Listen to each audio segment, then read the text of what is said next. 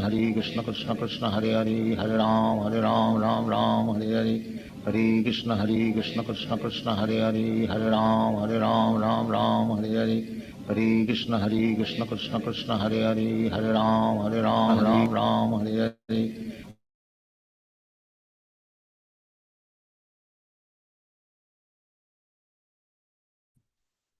Hare Krishna, devotees, please accept my humble obeisances. All goes to Gopal and Guru Maharaj. Sri Mataji, when you're ready, you can start, Mataji.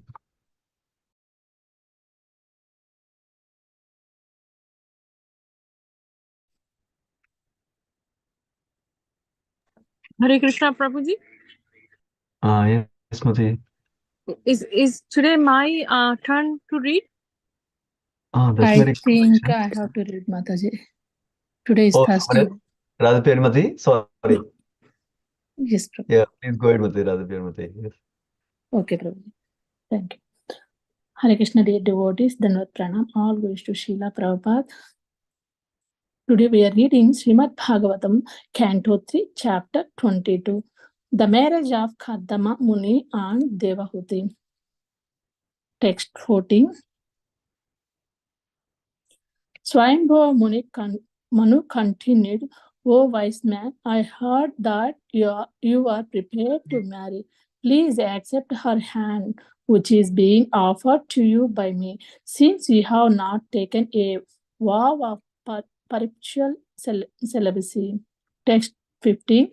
The great sage replied, "Certainly I have a desire to marry, and your daughter has not yet married or given her word to anyone. Therefore, our marriage according to the Vedic system can take place." Text 16. Let your daughter's desire for marriage, which is recognized in the Vedic scriptures, be fulfilled. Who would not accept her hand? She is so beautiful that by her bodily luster alone, she excels the beauty of her ornaments. Text 17. I have heard that Vivasvasu, the great Gandharva, his mind stupefied with the infatuation, fell from his aeroplane after seeing your daughter playing with a ball on the roof of the palace. For she was indeed beautiful, with her tinkling ankle bells and her eyes moving to and fro. Text 18. What wise man would not welcome her, the very ornament of womanhood, the beloved daughter of the Swayambhava Manu and sister of Uttanapada? Those who are not worshipped in the gracious feet of the goddess of fortune cannot even perceive her. Yet she has come of her own accord to seek my hand. Text 19. Therefore, I shall accept his chaste girl as my wife, on the condition that after she bears semen from my body, I shall accept the life of devotional service accepted by the most perfect human beings. That purpose was described by Lord Vishnu. It is free from envy. Text 20. The highest authority for me is the unlimited Supreme Personality of Godhead, from whom this wonderful creation emanates and in whom is sustenance and dissolution rest. He is the origin of all Prajapatis. The personality meant to produce living entities in this world. Text 21. Sri Maitreya said, "O great warrior Vidura," the sage Kardama said this much only and then became silent, thinking of his worshipable Lord Vishnu, who has a lotus on his navel. As he silently smiled, his face captured the mind of Devahuti, who began to meditate upon the great sage. Text 22. After having unmistakably known the decision of the queen as well as that of Devahuti, the emperor most gladly gave his daughter to the sage, whose host of virtues was equaled by hers. Text 23. Empress Satarprupa lovingly gave most valuable presents suitable for the occasion, such as jewelry, clothes, and household articles in dowry to the bride and bridegroom. Text 24. Thus relieved of his responsibility by handing over his daughter to a suitable man. Swayambhu Manu, his mind agitated by feelings of separation, embraced his affectionate daughter with both his arms. Hare Krishna Prabhuji, I can stop here. Yeah, thank you. I think it's till 27 was considered. 27 Prabhuji. Yeah. Yeah, I will read. Text 25. The emperor was unable to bear the separation of his daughter, therefore tears poured from his eyes again and again, drenching his daughter's head as he cried, my dear mother, my dear daughter. Text 26 to 27. After asking and obtaining the great sage's permission to leave, the monarch mounted his chariot with his wife and started for his capital, followed by his retinue. Along the way, he saw the prosperity of the tranquil seas, beautiful hermitages on both the charming banks of the Saraswati, the river so agreeable to saintly persons. Okay, Prabhuji, I can stop here. Thank you so much. Yeah, thank you so much, Mate. Hare Krishna. Krishna and Prabhu, whenever you're ready, you can start, Prabhu. Okay. Thank you, Prabhu. Hare Krishna. Thank you all for joining today's session. Thank you, Radha Pyari Mataji, for reading the translations. Today we are reading from Srimad Bhagavatam, 3rd canto, chapter 22, titled The Marriage of Kardama Muni and Devahuti, from the slokas 44 to 27. ओम अज्ञानतिमिरान्धस्य ज्ञानाञ्जनशलाकया चक्षुरुन्मिलितं येन तस्मै श्रीगुरवे नमः। नमो विष्णुपादाय कृष्णप्रेष्ठाय भूतले श्रीमते भक्तिवेदान्तस्वामिनिति नाम्ने। नमस्ते सारस्वती देवे गौरवाणी प्रचारिणे निर्विशेषशून्यवादि पश्चात्तदेशतारिणे। जय श्री कृष्ण चैतन्य प्रभु नित्यानंद श्री अद्वैत गदाधर श्रीवासादि गौरभक्तवृंद। हरे कृष्ण कृष्ण कृष्ण हरे हरे, हरे Ram Ram Ram Hare Hare. So just to give a background, so in the last chapter, we heard that so Vidura inquiring from Maitreya Muni, so the dynasty of the Swayambhu Manu, as he was created by Lord Brahma. So Vidura is now inquiring from the Maitreya Muni about their dynasty. So in the last chapter, we see that Maitreya Muni starts narrating about how Kardama Muni performed tapasya to please Lord Vishnu, desired to get a suitable girl in marriage. So because Kardama Muni is connected to the dynasty of the Swayambhu Manu, so Maitreya Muni started narrating about Kardama Muni, and then how he pleased Lord Vishnu, and how he how the Supreme Lord Vishnu gave the boon that he will get married to a suitable girl. Not only that, he will also appear as his son, and he comes as Kapila Bhagavan. So then we hear that how Manu comes with his daughter to Kardama Muni's ashram, as Swayambhu Manu is also looking for a suitable husband for his daughter Devahuti. So in this chapter, so Manu glorifies the sage Kardama Muni and reveals that he is looking for a husband to his daughter. Then he also narrates her daughter's great qualities and the family lineage. And then he also mentions that so Kardama Muni is also looking for a suitable girl to marry. Hence he requests Kardama Muni to accept his daughter as his wife. Then we see that Kardama Muni gladly accepts her as his wife. And here there is a marriage ceremony. Then Maitreya Muni describes Manu going back to his kingdom after the marriage, And then he describes the great character of Manu in this chapter. So in the last sloka, we see that Swayambhava Manu mentioning to the Kardama Muni that one who rejects an offering that comes of its own accord by later begs a boon from a miser, thus loses his widespread reputation, and his pride is humbled by the neglectful behavior of others. So far in this chapter, we heard in the last session how Brahmanas protect Kshatriyas by giving the spiritual knowledge and guiding them to rule the kingdom as per Vedic directions.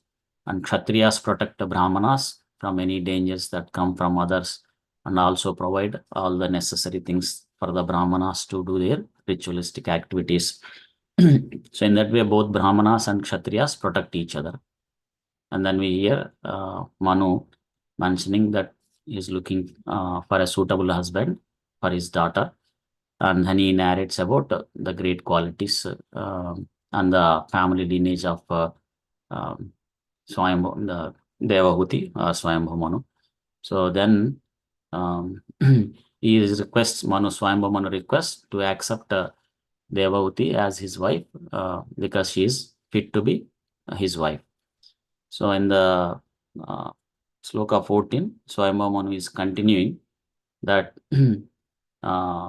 he heard, so Swayambhu Manu is mentioning that he heard that Kardama Muni is also prepared to marry. So hence he is requesting to accept his daughter's hand in the marriage. And not only that, Kardama Muni is not taken a perpetual celibacy. And Prabhupada mentions in the purport, this celibacy is one of the principles of brahmacharya. And Prabhupada mentions that there are two types of brahmacharis. So one is Naistic brahmachari. So they will stay without marriage for the whole life. Like Srila Bhakti Siddhanta Saraswati Thakur, like the guru of spiritual master of our ISKCON founder Acharya Srila Prabhupada. And also we see some of the sannyasis currently in ISKCON also. So and the second type of brahmacharis are called Upakarvana brahmachari.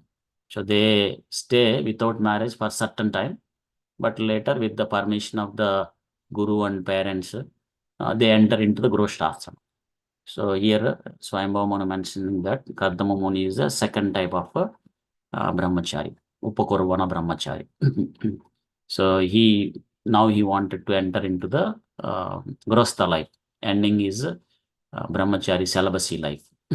So that's why Swayambhava Manu is requesting here to accept his daughter as his wife in the marriage. So in the text 15, we see that Kardama Muni started speaking and saying that I have a desire to marry, and your daughter has not yet married or given her word to anyone.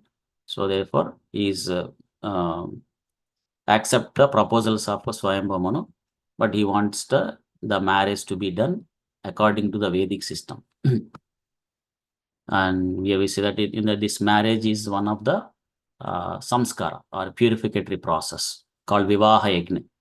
So we have several samskaras starting with Garbhadhana samskara like that. Because all these samskaras are meant to help us to advance a human being to the spiritual life and then make their human life successful. So this marriage means a man taking in charge of a woman and then cooperating each other, both husband and wife, progress in the path of spiritual life, and also plan for a good progeny, not for sense gratifications. So such kind of husband and wife are called grahasthas because they are keeping all their activities centered Krishna. But if wife and husband, they are looking sense gratification from each other, no plan for the spiritual life, then they are known as Gruhamedis, and they will continue the Janma Mrityu Jara Vyadhi Dukkha Dosha Anudarshanam, like, so they will continue their suffering in this material world.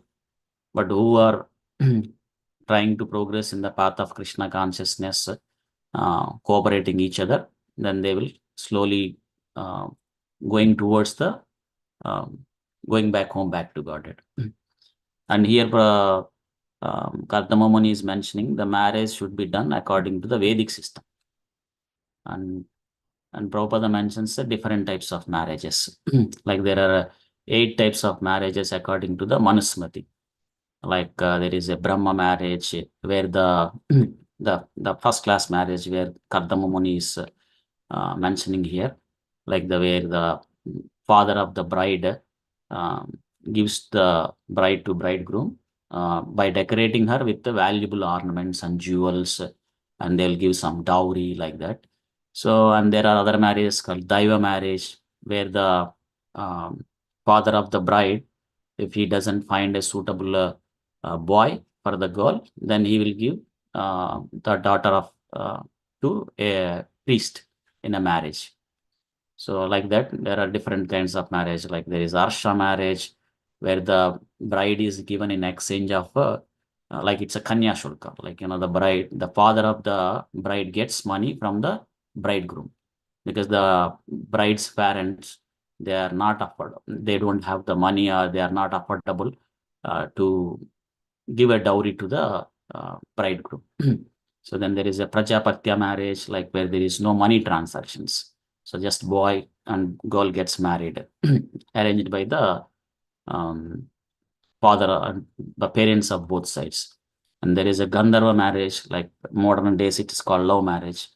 And then there is Asura marriage, where the bridegroom is not suitable to the bride, but the bridegroom gives a lot of wealth to the bride's parents and then gets married. So like that, there are Rakshasa marriages, where there is a kidnap happens. The bride kidnaps the bridegroom. And there is a Paisacha marriage like that. Of course, the first class marriage is called the Vedic system, the Brahma marriage. So Kardama Muni mentions this kind of marriage. And also Kardama Muni, Prabhupada mentions in the purport the reasons why Kardama Muni accepted the proposals. Of course, we see in this sloka also. One is Devahuti did not choose any other man as her husband. Not only that, Devahuti fixed her mind marrying Kardama Muni. And she is not married before. So she is still a virgin girl. And she is not only that, she is coming from the great family lineage, like daughter of Swayambhu Manu, sister of Priyavrata, Uttanapadu, and also herself, she has endowed with many great qualities. So that's why Kardama Muni is accepting the proposals of Swayambhu Manu. And then we see that in the text 16, you see that Kardama Muni is mentioning that let's your daughter's desire for marriage, which is recognized in the Vedic scriptures, be fulfilled. After that, he is saying that would not accept her husband because she is so beautiful and she excels the beauty of her ornaments. And Prabhupada mentions in the purport that again the same thing, like Kardama Muni wanted the marriage to happen in the first class way, like according to the Vedic scriptures. Like the bride parents gives the bride to the bridegroom by decorating her with a lot of valuable jewels, ornaments, and also giving dowry.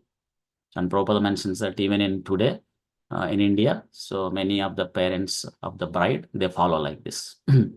And Prabhupada mentions that as per the scriptures, giving the bride through this kind of marriage process to the bridegroom is a very pious activity for the father of the bride. So, and the other types of marriages are not recommended, especially in Kali Yuga, like kidnapping, those kind of things. Because in those days, those kind of marriages are meant for Kshatriyas. So the Kshatriyas will kidnap the bride of the other king, and then there sometimes there could be a fight like that. But in Kali Yuga, because most of the people fall under the category of Sudra, Kalau Sudra Sambhava, so those kind of marriages are not recommended. And in the text 17, we see that Kardama Muni is saying that the beauty of the Devahuti, like he saying that, this Gandharva Viswavasu, So one time he fell from his aeroplane after he is seeing Devahuti playing with a ball on the roof of the palace. And Prabhupada mentions that in those days also there are skyscrapers, big tall buildings. Looks like it's taller than what we have today. And another point here he mentions that so how, like, we see rich people having their own flights in today's world. So similarly, so in the upper planetary system also they have their own planets, airplanes. So Vishwavasu has his own aeroplane here. So this Gandharva Vishwavasu. So while going on his own flight, then he saw Mother Devahuti playing with a ball on the roof of the palace. Then he got agitated and he fell down from his flight. So that mentions that the beauty of the Devahuti. And Prabhupada also mentions that those days playing with a ball in a public place, so is not allowed for the a girl who is coming from a good family, aristocratic girl. So that's why many girls they don't play outside in the public place this kind of game. But the princess like Devahuti, because they have their own private ground, so they could able to afford, or they could able to play in their private grounds. And in the text 18, so we see that Kardama Muni is continuing or glorifying the Devahuti, that what wise man would not welcome her, because she is the ornament of womanhood. Not only that, she is the daughter of Swayambhu Manu and sister of Tanapada, because she is coming a great lineage. And those who have not worshipped the gracious feet of the goddess of fortune cannot even perceive her. And in this case, she is coming her own accord to seek his hand. So Kardamuni is glorifying her beauty and her family lineage, like that. So in the previous sloka also we see that she excels the beauty of her ornaments. So generally one wears the ornaments to look more beautiful, but here Devahuti is excelling the beauty of her ornaments. So we hear the same thing like for Supreme Lord Krishna also. That's why it's called as Bhoshana Bhoshanangam. So the ornaments that are on the body of Krishna are beautified when they are decorated on the transcendental body of the Supreme Lord. So in the text 19, so we see that here Kardama Muni is mentioning that so he is gladly accepting as his wife, but he is putting only one condition, that after she bears the semen from his body, then he will accept the life of devotional service. Like he will retire from the family life and he will dedicate to the devotional service, accepted by the most perfect human beings. And this process was described by Lord Vishnu himself, and it is free from envy. So Kardama Muni is mentioned, so he is ready to enter into the Grihastha life, but he don't want to remain in that Grihastha life for the rest of the life. So another point Prabhupada mentions here that so once so one gets a son and he's grown up and he's in a position to take care of his wife, then one should try to retire from the family life or the material activities and then dedicate the rest of the life to the spiritual practice, to increase the spiritual activities. So otherwise, Prabhupada mentions that the thoughts of family, money, business, they will all enter into the mind, and it will make us difficult to focus on the path of bhakti or on the Supreme Lord. And it will not, it will be the stumbling block to remember Krishna at the time of death. So of course, there are so many examples in this case. So Kardama Muni want to take up Krishna conscious seriously after retiring the family life and be in the Paramahamsa stage, so which is free from the envy. Of course, in this Kali Yuga, so it may not be possible for many of them, persons like me. So in that case, we can stay wherever we are. Sthane sthiti. Chaitanya Mahaprabhu mentioned the Sthane sthiti. We can stay wherever we are. but mold all our activities centered with Krishna. Means like spiritualizing all our activities as best as we can, so that we can able to remember Krishna at the time of leaving this body. And then Gardama Muni is mentioning that here, because this process was described by Lord Vishnu. So he's saying that he's the highest authority for Gardama Muni, of course, for everyone, because he is the unlimited supreme person of Godhead. So from him, the creation happens, and he is the maintainer. And after the annihilation happens, everything rests on him. And he is the origin of all Prajapatis. Prabhupada mentions in the purport that Kardama Muni is himself is Prajapati, and he was ordered by Lord Brahma, who is also Prajapati, so to create living entities. But he is more interested in following the instructions of Lord Vishnu. So because that process is free from envy. And he also is glorifying. He is the creator of this universe. He is the maintainer. And when everything annihilates, so it rests on him only. So that's why he wanted to do whatever Lord Vishnu is decided. So he's not interested in generating so many children. Instead, so he would produce one son who could help the mission of the Supreme Lord Vishnu, like preaching the Krishna consciousness to others. And in the text 21, so we see that Maitreya Muni is saying that so Kardama Muni said that much, and then he became silent. And not only that, he is thinking of his worshipable Lord Vishnu. So as he was silent and smiling, so his face captured the mind of Devahuti, and Devahuti began to meditate upon this great sage. And Prabhupada mentions that pure devotees, they're always observed in the thoughts of Krishna. So they have no other engagement. So because of that, they're very attractive for others.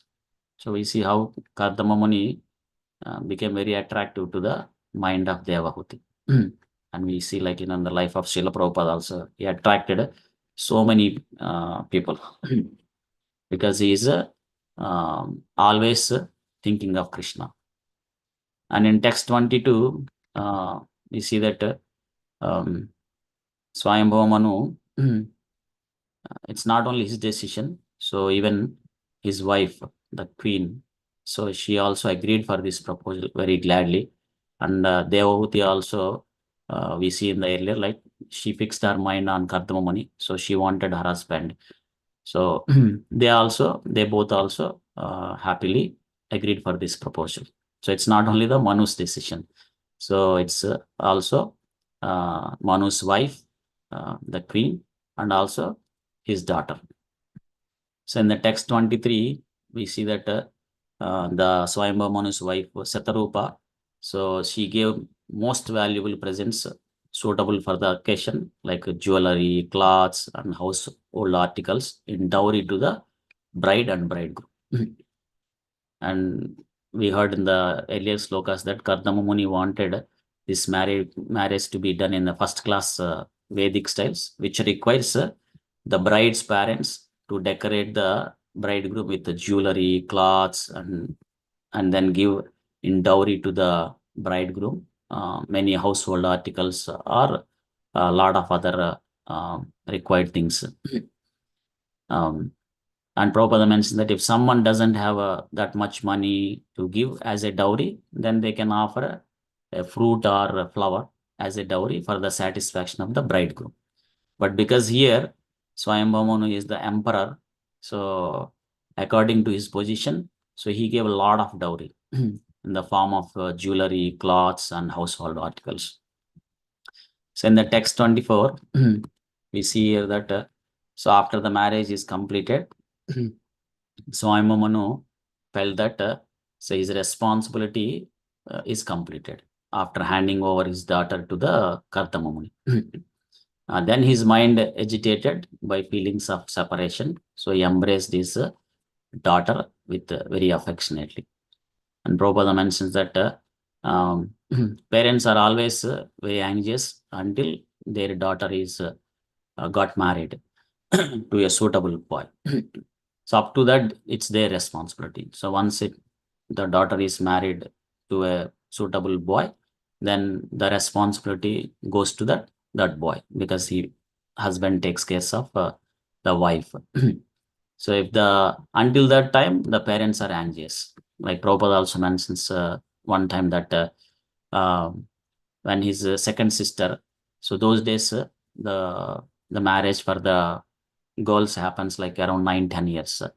Prabhupada mentions that his second sister, she turned 12 years, and so that's why his mother was very anxious.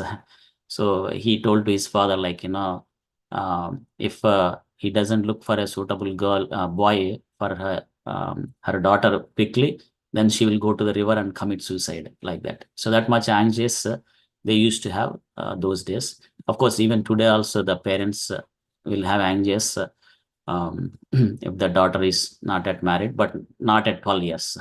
So maybe around 25 years, like that.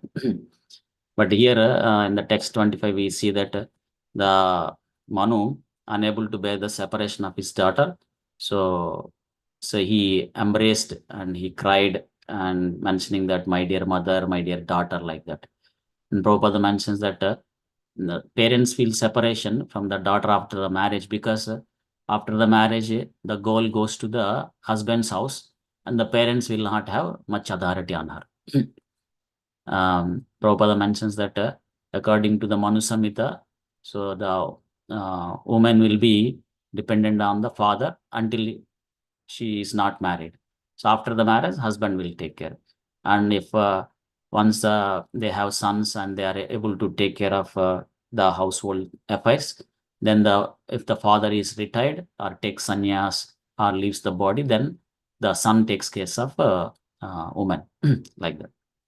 So in the last sloka for today, 26 and 27.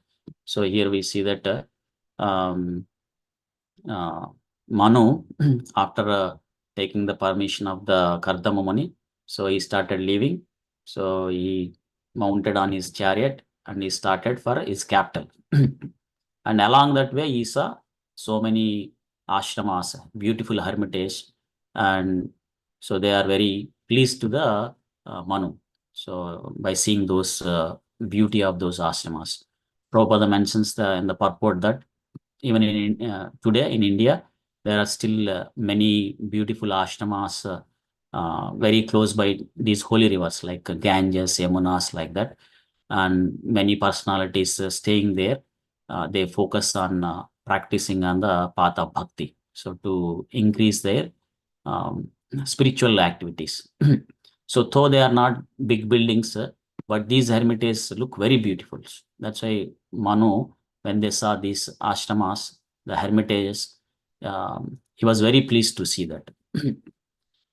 So that's the last sloka for today. So I'll pause it here. And next session, we can see how Swayambhava Manu, when he returned to his kingdom, how nicely he was welcomed by his citizens. And then Maitreya Muni talks about his great character and qualities. So in the next session. So I'll pause it here for today. Thank you all for giving this opportunity. Grandhara Srimad Bhagavatam ki jai. Srila Prabhupada ki jai. Thank you, Prabhu. Hare Krishna. Yeah, thank you so much, Krishna bro. Wonderful class. Hare Krishna, Prabhuji. Hare Krishna. Thank you, Prabhu.